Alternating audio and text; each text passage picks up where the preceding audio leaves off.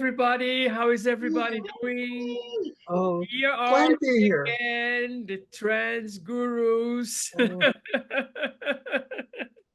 So, last week we were talking about integrity, and I hope you liked it. This week we're going to talk about road maps, life road maps. I think it's always something very important. um, you know, everybody's roadmap is different anyway. So let's talk a uh, little bit about it. So who wants to go first? Do you want to go first, Jimmy? Sure. Okay. So again, we're going to try to keep these podcasts to about 30 minutes or so. So I'll get right to it. Good to see everyone. We have a quorum with us tonight. So good to see everybody. So last week we were talking about integrity. It's become the exception. And in today's world, everyone's talking about currency. Currency is the money that we use. Money is an object that has value. So you may have a limited amount of currency, i.e., dollars in your pocket, but you could be rich with money, which could be referenced as integrity. Yeah. Integrity, I think, is the amount of integrity somebody has, it equates to the value that they add to our planet. Today, we're talking about life's roadmaps. And I know if you're going to go somewhere, okay, back in the day before GPS, you actually would go to like a gas station and buy a road map. If you were going to go from Fort Lauderdale to somewhere in Georgia or somewhere, you'd get a road map and plot your route. yeah. And then meanwhile, so you get on your route and you're on your way, and all of a sudden there's a detour sign in front where there's road road construction, so you got to take a detour, but you're still going to get to where you want to go.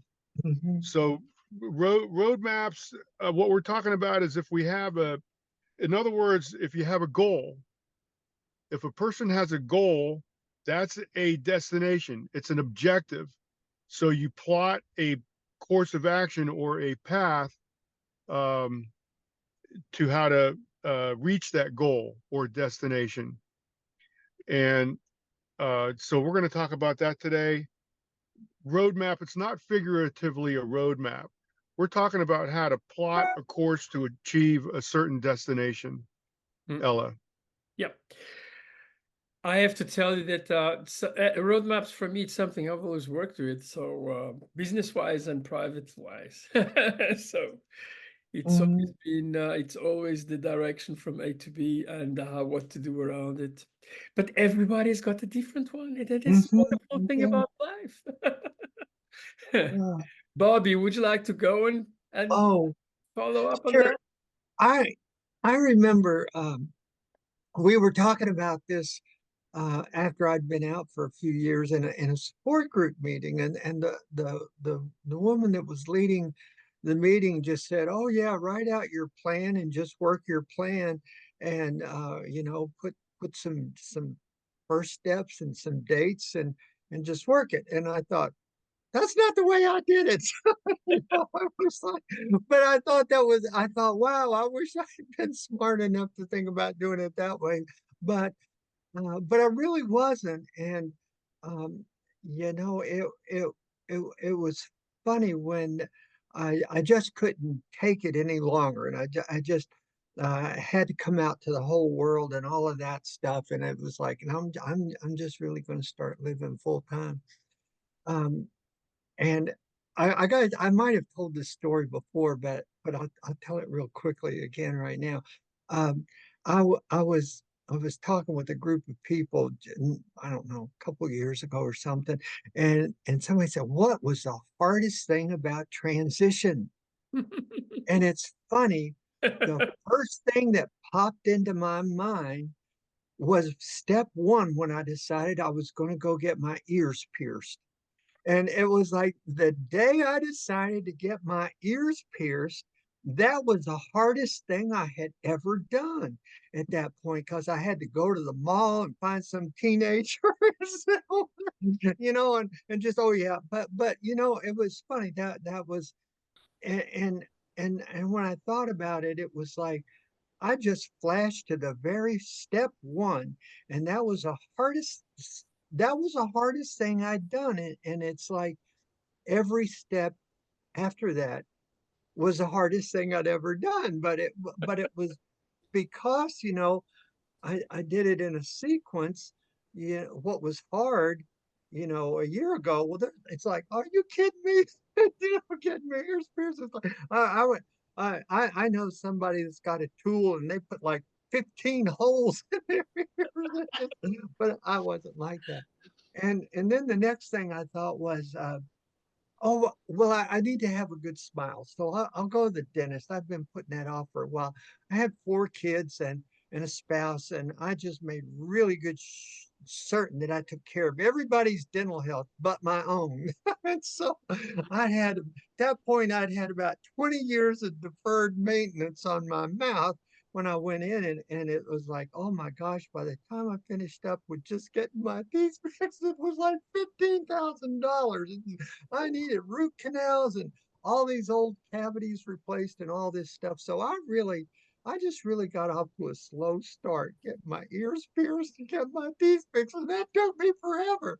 And but anyhow, uh, it's all worked out well. But I didn't have a written out plan. I just had to kind of, what are some easy steps I can take first, and those were the two easy steps, and they wound up taking a year by the time I got my teeth all taken care of.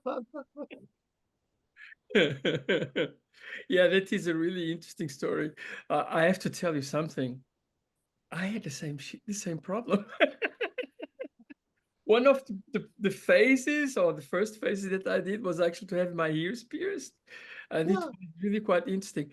And I was working, on my company, and I had quite a lot of customer visits. Okay, so I did something which is really terrible, which is when I used to go to see my customers, um, in my, I was still going as a man, and I used to take my earrings out.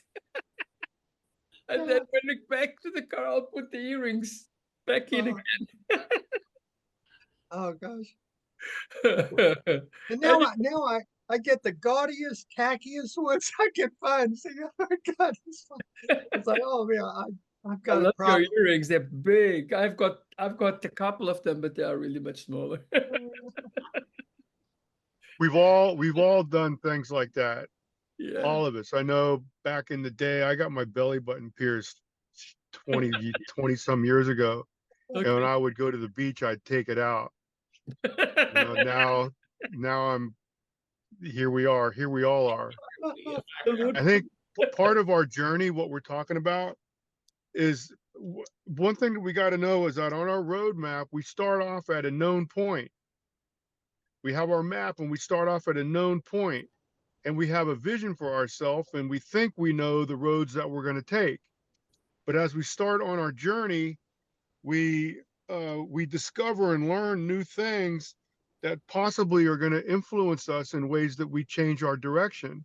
Mhm. And we think we're going to take this road, but when we start on our journey, we find a road that's better, or this road doesn't have the best scenery, etc. So the idea is to be flexible. Life remains fluid, and I think it was Bobby was talking about. Yeah, the first step with anything is always the hardest. I think the hardest part about a workout is walking through the front door. And to initiate what's known as inertia. Once you get a car that's run out of gas, and if you start pushing it down the road to get it off the road or to a gas station, starting it moving pushing is the hard. Once you get it going, the inertia kind of carries it for you. By So itself. these are all things that you got to kind of keep in mind, Ella. Yeah. Absolutely. Um, Raj, it's your turn, girl. It's my turn. Um, well, so in regards to actual maps, oh my God, with the technology now, I am so dependent on the GPS anymore that I went to FIU 2 weeks ago today to work with some of the medical students out there. And the coordinator sent me a map of the campus in my email to guide me to where the medical school is. And that campus is like a humongous city. So I'm looking at this map like it's Chinese because I mean, I don't speak Chinese. So you get it. It's like, I'm like, okay.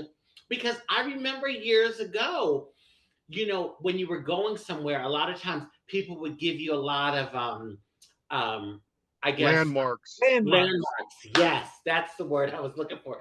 They give you Turn landmarks. left at the 7-Eleven. Yes, at the 7-Eleven, and then you're gonna see a McDonald's, and and those days are pretty much gone because we have these fabulous the fabulous technology with the GPS now. I mean, there is sometimes that the GPS will screw up and you'll end up riding around in circles. But anyway, I just had to say that in regards to actual maps. So for me, I think in everything, we, even if we don't write it down or if it's not so strategic, I think in our heads, in anything we do, something as mundane as, okay, tomorrow's Thursday, what are the things I need to do? To all the way up to transitioning, going from male to female. So all of that in between, we need our quote unquote roadmaps in our mind, and a lot of times now I'm writing things down. It's so funny. I have like a scheduling book, and every day I have like the things I need to get done. And as I get them done, I check them off. And it feels good because you get to see it, and you're seeing your accomplishment like on paper. Okay, I got that done. Now the next thing, et cetera, et cetera. But I think we all do it, even if it's not so precise and coordinated. Even in our heads, we do it, and we have the way we think something is gonna go or supposed to go if we do this, this, and that. And so I love what Jimmy was saying about you have your roadmap, like you have your plan, your game plan, okay, for whatever goal, and you in your mind, you think, okay, I'm going to have to go down this direction, and I'm going to have to go there, and I'm going to have to do this and that. But being open enough to know that sometimes you're going to take detours. Things aren't going to always go the way you mapped it out in your head or the way you wrote it down and the way you think it's supposed to be. So being open to kind of go with the flow, but still keeping your mind, your vision on the destination. And so for me, and I think for a lot of trans people, like when you want to be a doctor, there's the stuff you have to do. You have to go to undergraduate, you have to go to medical school. Then there's, the internship and residency. It's kind of laid out like what you need to do to get to become a doctor. But with a lot of things in life, there's no set way. And I think it is that way when with transitioning, because everyone's life is different, everyone's situation is different. So, you know, I can share how I transitioned with to somebody, but that doesn't mean that the way I did it is going to work for them. Yeah. And so, it's important for us to share and give advice, but also keeping in mind that this thing, we really don't have like a precise roadmap for transitioning. And I think it's because there's so much entailed with, dealing with your family and if you're working your job and just maneuvering in society. And then what are you going to do first? Are you going to get your ears pierced, like Bobby shared, or your belly button pierced, or even Ella shared about the ear piercing thing? And it was so funny when you all were sharing that. I said, yeah, but you learn quickly. You better not leave it out too fast, because what would the body do? It would close. I did that years ago where I would take out my earrings and forget to put them back in. and then like you'd literally you'd have to push the earring through because you feel like your body trying to close the Yeah, hole, yeah. you know. So when you all were sharing that, I was thinking, yeah, you all better not have left that out too long because that hole was going to close up. But yeah, and I'll just say this, and I'll throw it back to Ella. So it all depends on where someone starts. For me, when I was transitioning, I lived a few years as well, what we called it back then was androgyny. I Sure. was androgynous.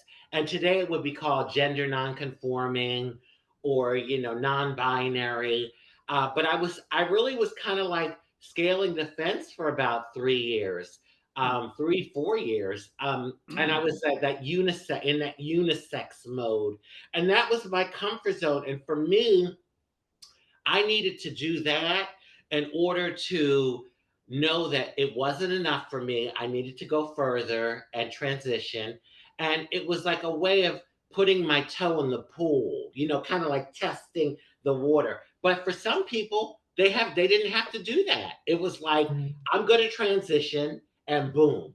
So, with this transition thing, I think everyone's map is going to be a bit Oh yeah. different. Yeah. Ella?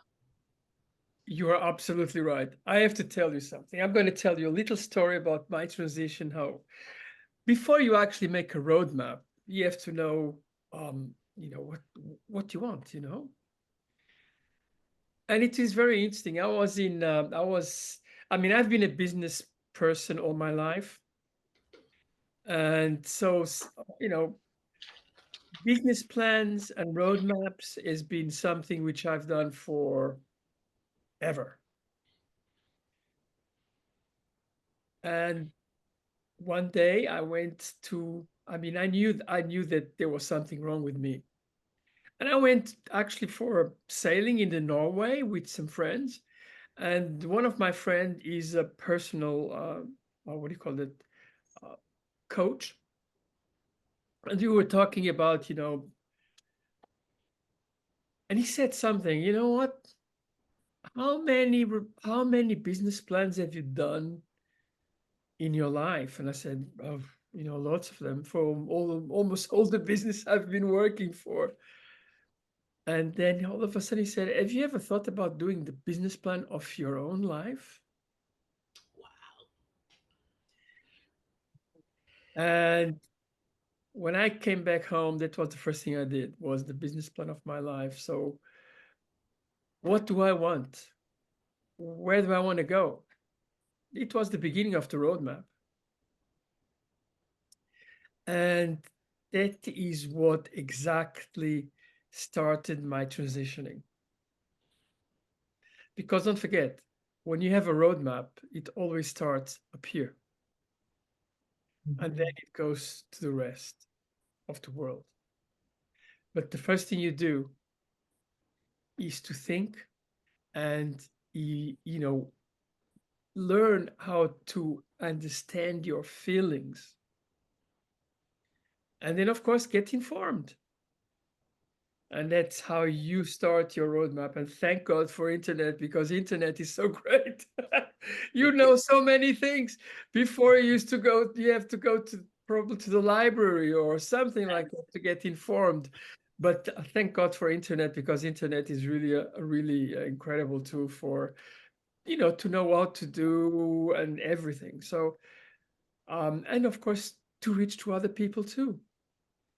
Anyway, I found my people, I found my doctors, and then I did my actually roadmap to say when do I want, for a certain time, about 3 years, not 2 years, I was still working as a man and living as a woman until I decided to go. Now it's full scale, of course. I have to tell you something.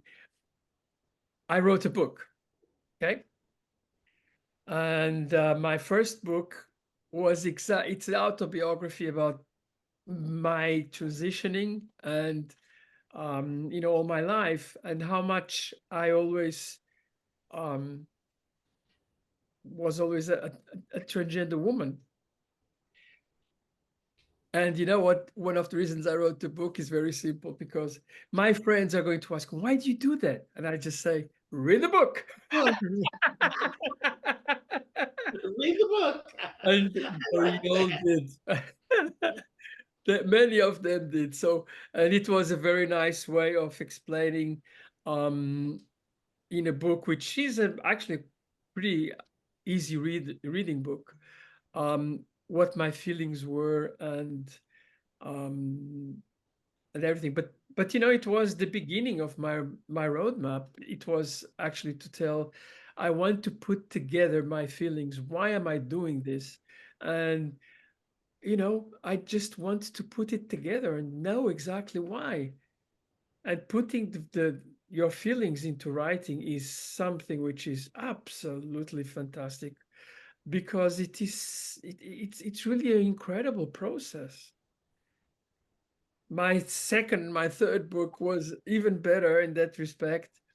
And my fourth book, I'm still writing it, but I've been very busy, and you know, you need a certain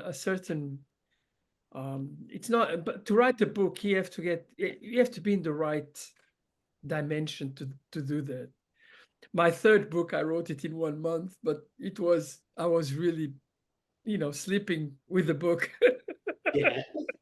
I was doing everything was book, book, book, book, book. You know, but that's the way it goes. That was my roadmap, and you know, and my God, you know, not everything went the way I wanted. There was changes. There were, you know, there were things which came in the middle, but that is a really part of the roadmap too. It is to say, okay, um, there is something which is a hurdle in front of you. You have to change the road. You have to go around it. You have to, you know, how are you going to do to get where you want to be? And never forget, it's a dynamic world. It's never the same, always changing over.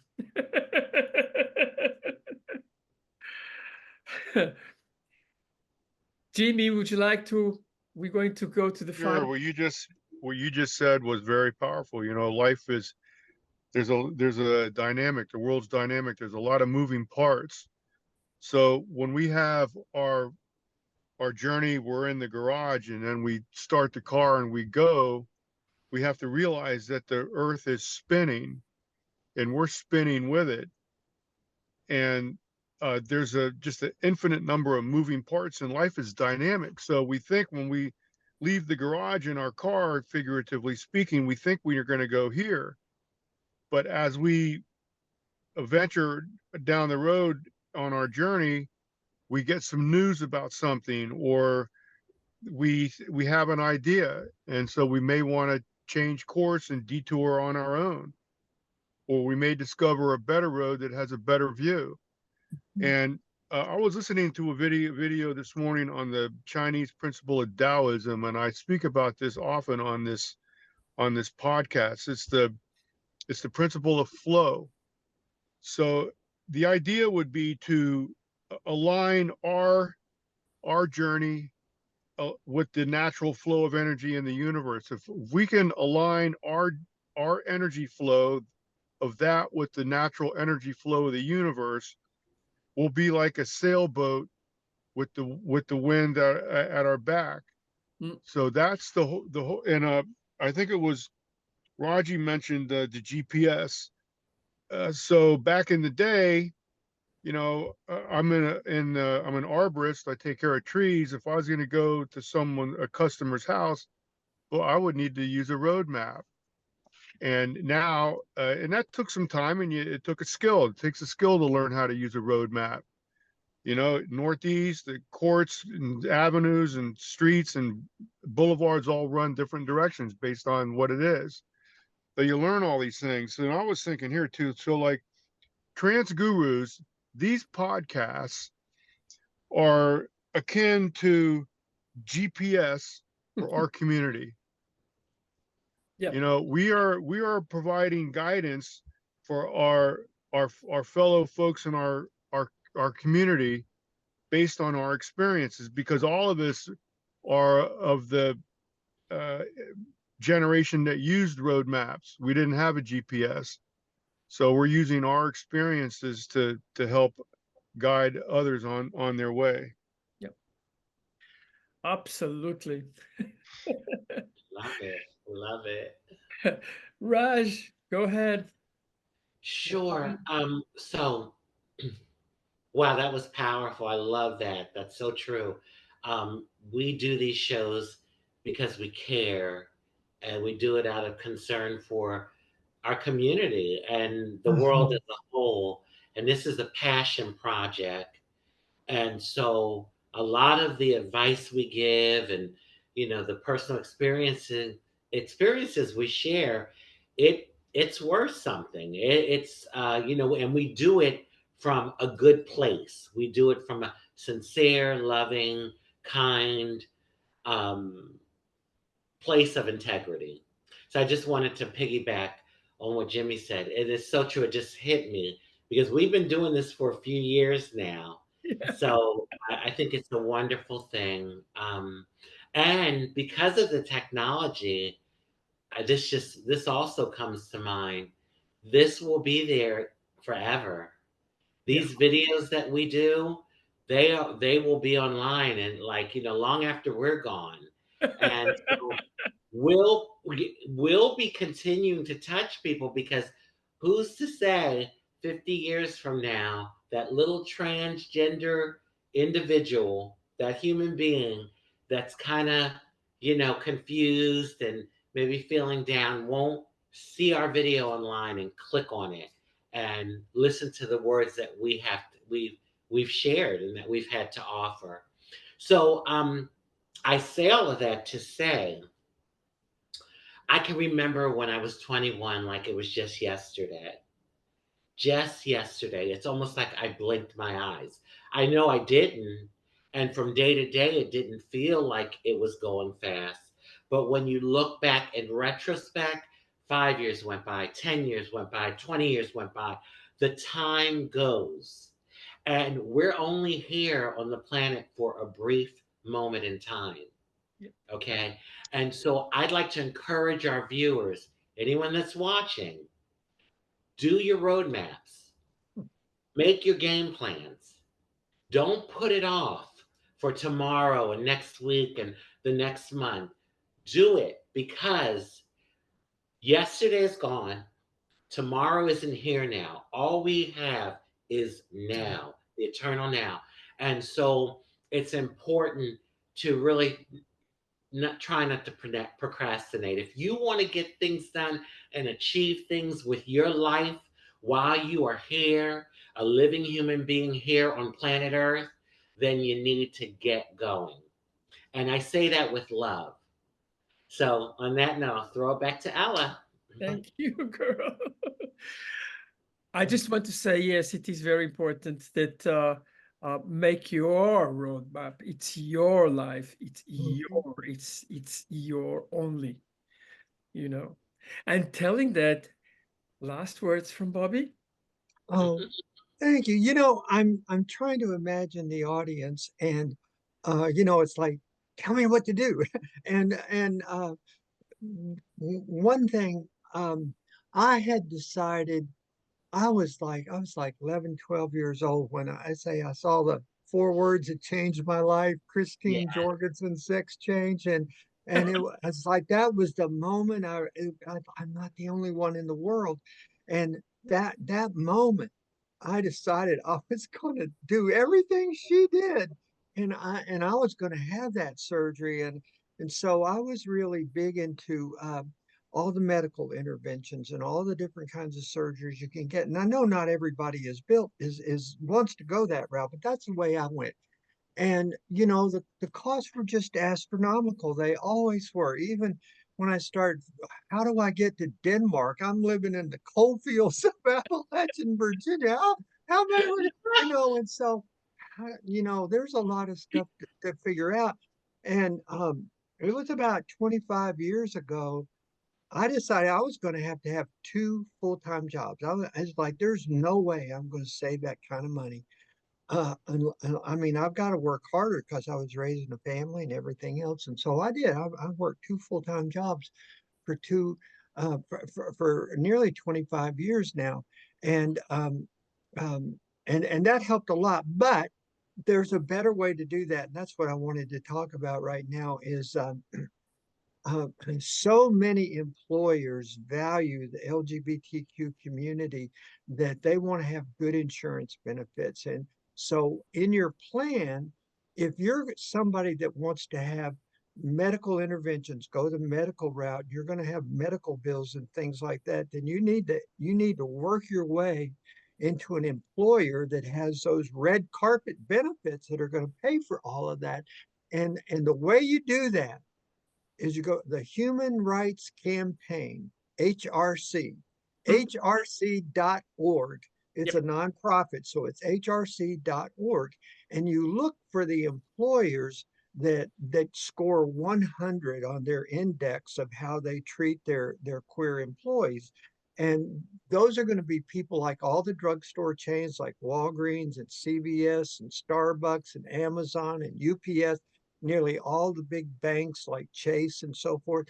They all have these glorious, fabulous benefits that are available to you as an employee. So somewhere in your roadmap, you've got to work your way into becoming qualified to get if medical intervention and a high cost of medical intervention, if that's part of it, it's really hard to not do that without insurance because it can take hundreds of thousands of dollars depending on how old you are when you start. And so insurance helps a lot. And then the last thing that I wanted to be able to share is something that really helped me a lot. Uh, it's a quote from Mahatma Gandhi. And if you don't know about Gandhi, oh my gosh, you this little bitty fellow, greenhorn lawyer showing up in India, and that little guy got rid of the British imperialism and made that whole country an autonomous sovereign nation run by the Indian people. They got rid of the colonialism and the imperialism of the United Kingdom. And I tell you what, that was a big job for a little bitty guy to do. And so I've got a quote that I really like. He says, if I have the belief that I can do it, I shall surely acquire the capacity to do it, even if I may not have it at the beginning. And that just really resonated with me. It's like, if I believe I can do this, I am going to acquire the capacity to make it happen, even if I don't have it right now. And I tell you that I'm a little kid. There was like 4,000 people. There was no such thing as gender affirming care. And it's all I knew was it's like that this is my destiny. And I didn't know how it was going to happen. But my experience proves out exactly what Gandhi says. If I really believe I can do it, I'm going to acquire the capacity to do it, even if I don't have it in the beginning. And I didn't have any of that. No support, no money, no direction, no health care, no nothing, but just that belief. And so those are the two things I think are really important. One is you have got to believe that you can make this happen. And the second thing is you've got to engineer your pathway. If you're looking for lots of medical intervention, you really need to orchestrate your life so that you do either get employment with somebody that's going to have all of these red carpet benefits, or work two full-time jobs like I did. And then there was a combination of my spouse, her company got bought out by CVS, and all of a sudden, here I've been doing all this stuff really hard, all on my own, paying out of pocket, and then one day, all the tumblers fall in place. My spouse's company gets bought out by CVS, and all of a sudden, right there was the pathway to glory, and that's how I finished up everything else that I hadn't been able to afford at that point. So those are just my two things. hrc.org, and look Oh for the my God, people that score 100 on their employee index. Yeah. And Bobby, that is such excellent advice. And when you were naming the companies, one that came to mind is Wawa too. oh I heard yeah, that Wawa is very, very good with the queer employees. Yeah. And Kroger is too, Starbucks. as long as you're not part of the union. And If you have a non-union job, those big grocery chains, yeah, they do. Yeah, Wow. you're right. and the other one is Starbucks. Um, Starbucks. we know Yeah. I know many girls that Yeah, actually paid by the health system for Starbucks. Yeah. yeah, yeah, exactly. And you'll work for less than you're worth to have those glorious health benefits. You can put up with that for a few years because it's getting you where you want to go. Yeah, Yeah. absolutely. Anyway, with those words, thank you for watching Trans Gurus again.